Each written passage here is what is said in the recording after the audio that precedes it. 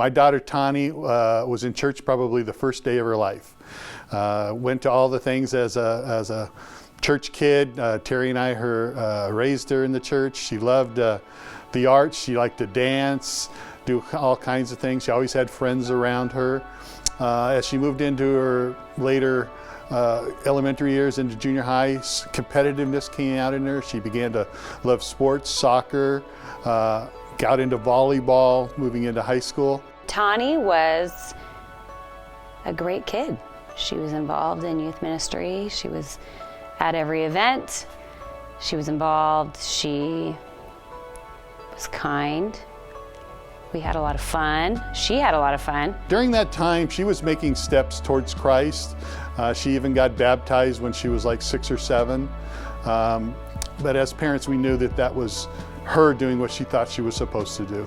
So Tawney, growing up in a Christian home and a great church, learning all the right things, but I watched throughout the course of kind of a life as a teenager, just the struggle of rebellion, deceptiveness, all of those things that were evident. As she moved into high school, a new side of her arose, a secret side, a deceptive side.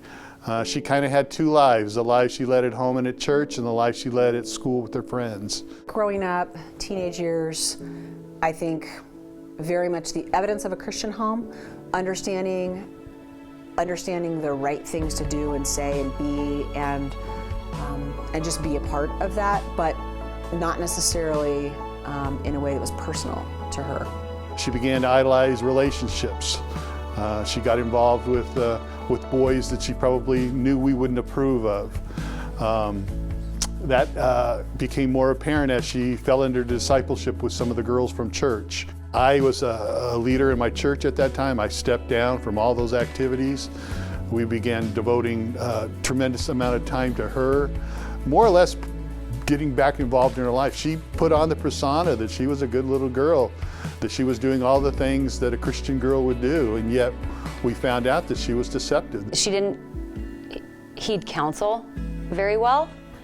There were times when I remember John and I talking to her about some things, and she'd listen, but she didn't really want to change. She didn't want to obey the Lord in some areas in her life.